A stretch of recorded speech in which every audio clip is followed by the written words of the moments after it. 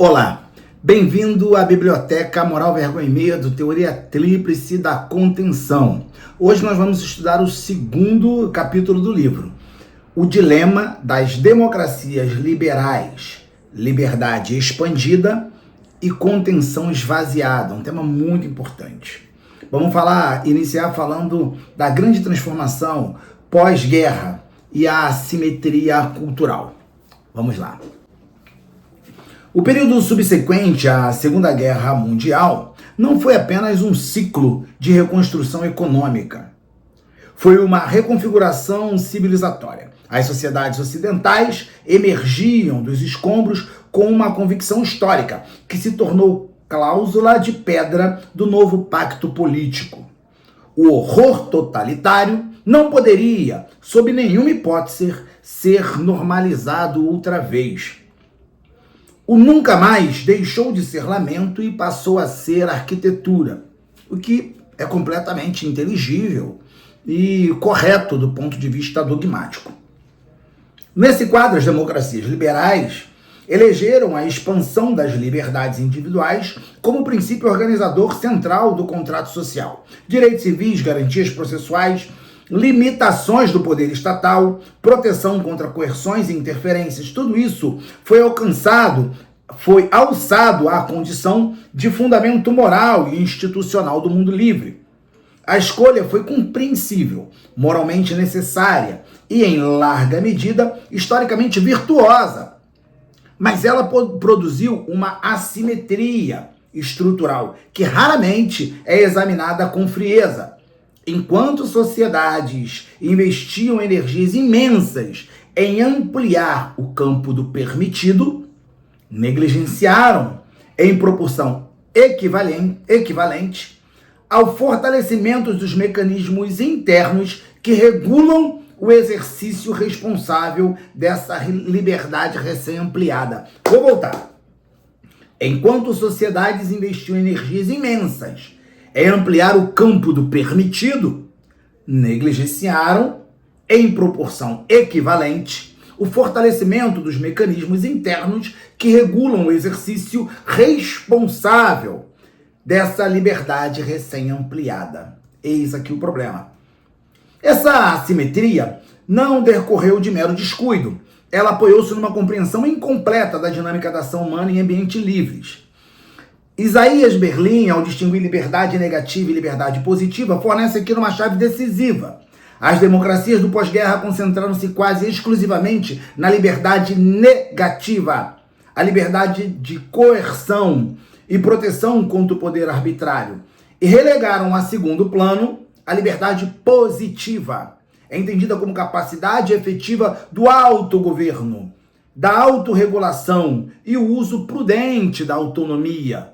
O resultado, nas décadas subsequentes, foi a construção de sociedades em que o indivíduo dispõe de um espaço de ação sem precedentes, mas não necessariamente desenvolve, na mesma medida, as competências internas para habitar esse espaço, sem colidir com direitos alheios, normas comuns e exigências mínimas de vida coletiva. Não é só uma tese moralista, é uma constatação arquitetônica. A liberdade cresceu, a contenção como construção, como formação, como mecanismo, não acompanhou o mesmo ritmo. Isso cobra um preço. De novo, não é uma tese moralista, é uma constatação arquitetônica. A liberdade cresceu. A contenção como construção, como formação, como mecanismo, não acompanhou o mesmo ritmo, e isso cobra um preço.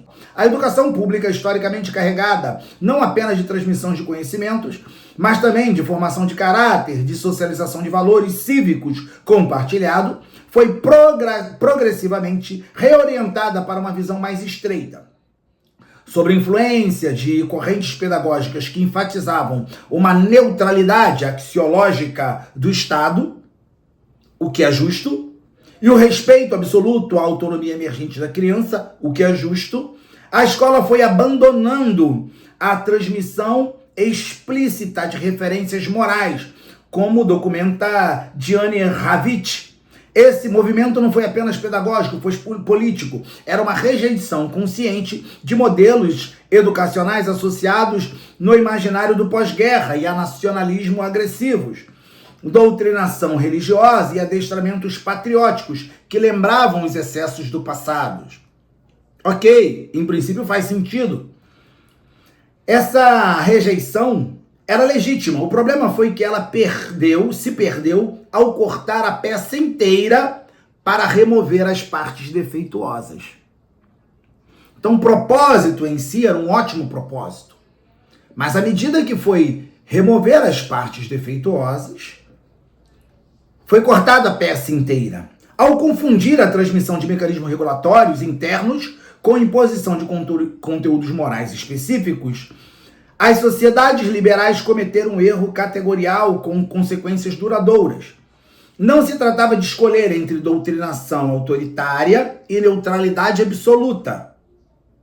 Tratava-se de reconhecer um dado mínimo da vida em sociedade. E ainda mais em sociedades complexas, urbanas, densas e plurais. O exercício da liberdade exige competências internas, as agências internas. Capacidade de adiar gratificações, autocontrole diante de frustrações, empatia para com o outro abstrato, percepção do limite entre o exercício legítimo do próprio espaço e a invasão do espaço alheio. Essas competências, como mostram décadas de pesquisas em psicologia do desenvolvimento moral, desde Jean Piaget a Laurence Holber, não emergem espontaneamente, elas são construídas. E se são construídas, podem ser negligenciadas. Um homem não nasce pronto para a liberdade. Ele é formado para ela ou não é. Aqui está o ponto duro. Ao abdicar da formação ética, por medo de parecer autoritária, a democracia liberal fragiliza a base invisível que torna a liberdade sustentável. Liberdade sem contenção não é liberdade elevada, é liberdade instável. Bom, invisível ao problema, a rejeição legítima do moralismo e do autoritarismo terminou por produzir a rejeição inadvertida da própria dimensão moral da formação humana. Durkheim, em seu trabalho sobre educação moral, já advertia: contra a moral tem uma função regulatória. Moralismo, imposição de valores, é o que se deve lutar. Autoritarismo, um sistema político, também devemos lutar. Agora, a moral é uma função regulatória. Não se pode abrir mão da moral por conta do medo do moralismo ou medo do autoritarismo, porque moral não se confunde com moralismo e com autoritarismo.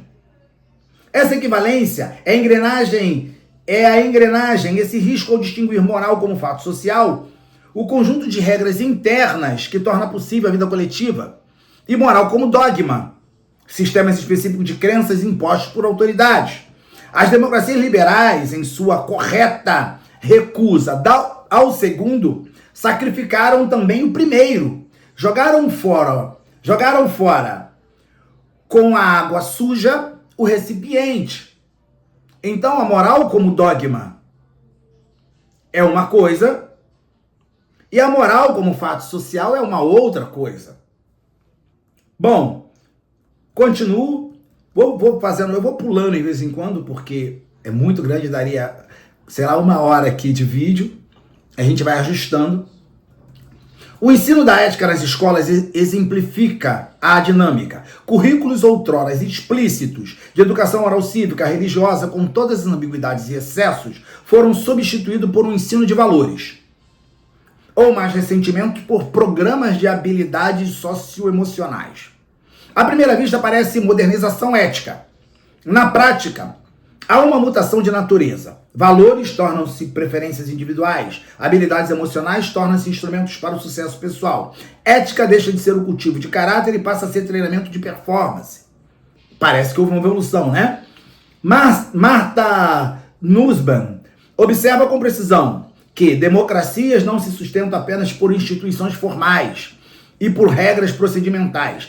Elas dependem de certas qualidades do caráter, coragem para defender o justo, capacidade de imaginar a perspectiva do outro e autocontrole diante de impulsos destrutivos que requerem um cultivo intencional. Paralelamente à abdicação da formação moral explícita, as democracias liberais testemunharam uma reconfiguração profunda e silenciosa do papel da vergonha como mecanismo regulatório. Durante séculos, a vergonha operou como um dos principais dispositivos de coordenação social, um espelho simbólico do meio ao qual o indivíduo percebia a experiência coletiva e ajustava sua conduta para evitar uma reprovação pública. Não se tratava de virtude elevada, mas de funcionalidade básica, como diz Ruth Benedict. Ao distinguir culturas da culpa e culturas da vergonha, já se apontava para esse papel elementar. A vergonha organiza comportamentos, onde a vigilância formal não alcança. Esse mecanismo, contudo, foi progressivamente deslegitimado no imaginário liberal contemporâneo. A vergonha passou a ser associada quase exclusivamente a práticas autoritárias, humilhação pública, repressão de identidades e manutenção de hierarquias repressivas. A associação não é infundada. Historicamente, a vergonha foi de fato utilizada para submeter mulheres, minorias raciais, dissidentes políticos e população LGBTQIA+. A luta contra esses estigmas foi necessária e moralmente correta. Vejamos. O problema emergiu quando a crítica ao uso abusivo da vergonha deslizou para a suspeita generalizada contra o próprio mecanismo, independente do seu conteúdo e da sua função.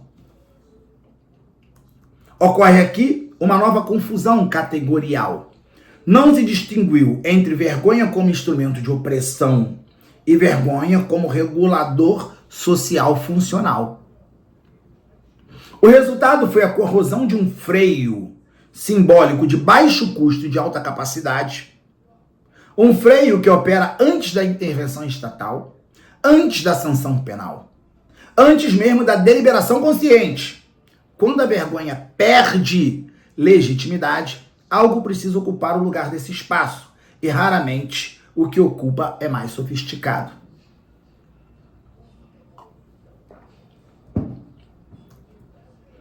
Continuamos. Esse fenômeno não é periférico nem exótico. Ele foi documentado em pesquisas etnográficas em favelas brasileiras, bairros marginalizados, europeus e comunidades segregadas norte-americanas. Em todos esses contextos, a vergonha deixa de funcionar como regulador universal e passa a operar de forma fragmentada, territorializada e concorrencial. O resultado é imprevisível. A contenção simbólica perde alcance e a transgressão deixa de encontrar resistência social significativa. Quando a vergonha perde eficácia como freio primário, a opressão se desloca para os mecanismos formais de controle, que é muito mais custoso, sobretudo o sistema penal. Mas esse sistema, como veremos, encontra-se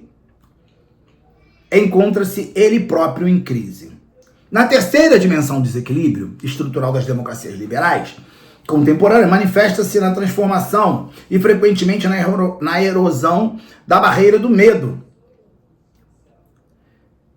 Trata-se de um processo duplo, institucional, no funcionamento concreto dos sistemas de justiça penal, e simbólico na percepção social da autoridade punitiva do Estado. Vejamos, no plano institucional, o dilema é antigo. Já Cesare Beccaria já formulava no século XVIII o princípio segundo o qual a eficácia da pena depende menos de sua severidade do que sua certeza e imprevisibilidade. Jeremias Bentham aprofundaria o argumento ao demonstrar que o cálculo dissuasório opera sobre probabilidades percebidas.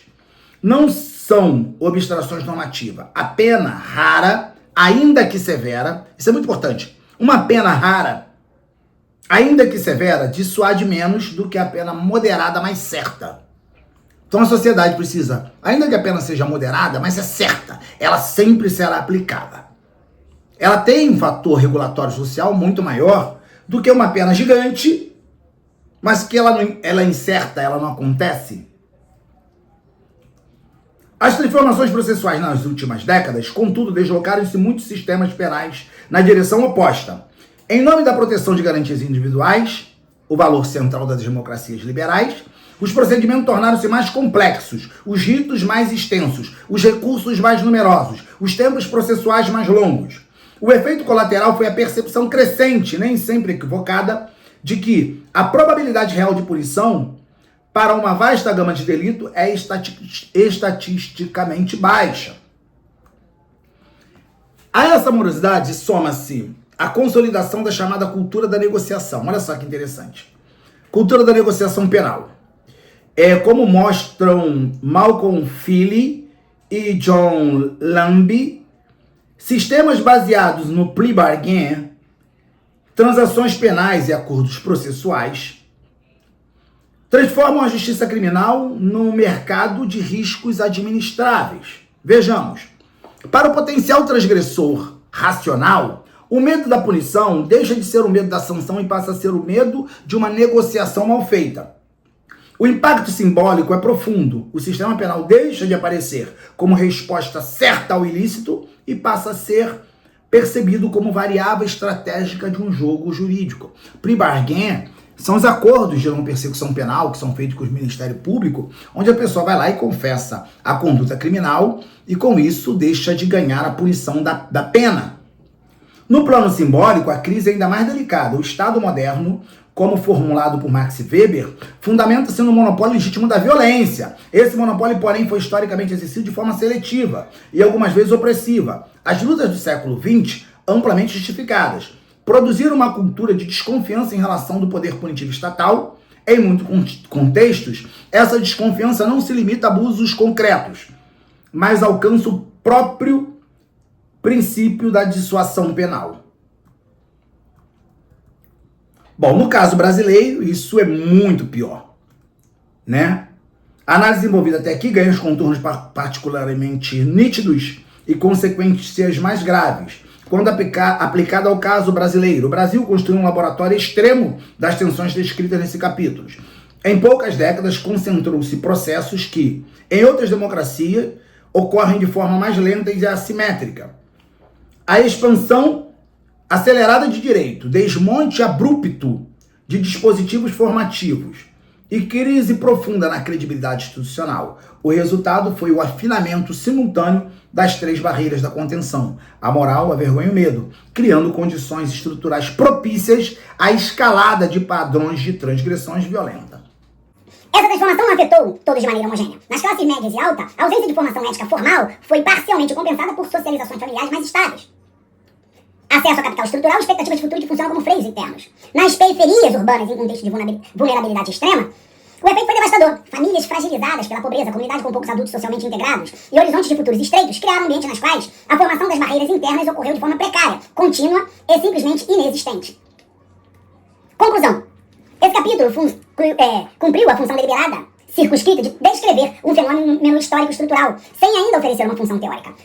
O diagnóstico pode ser formulado com precisão. As democracias liberais contemporâneas, ao expandirem corretamente o campo das liberdades individuais, negligenciaram proporcionalmente o fortalecimento dos mecanismos internos e sociais que regulam o exercício dessa própria liberdade. Nessa negligência manifestou-se em três frentes interdependentes: abandono da formação moral, deslegitimação da vergonha como regulador social e erosão da credibilidade do medo institucional. Três fracassos. Não se trata de nostalgia por ordens autoritárias, patriarcais ou excludentes. Trata-se do reconhecimento de um fato simples e incômodo. Sociedades livres exigem mais contenção externa, não menos. Quanto menor a coerção externa, maior a necessidade do autogoverno.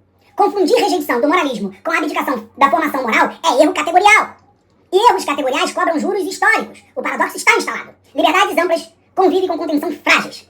Direitos proliferados onde os freios internos rareiam. A criminologia, como veremos, tentou responder a esse quadro olhando quase sempre para fora do sujeito.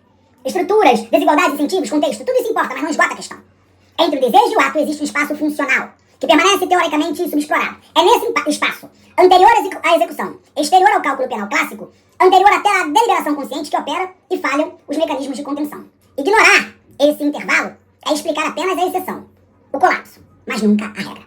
Obrigado, gente, até o próximo capítulo.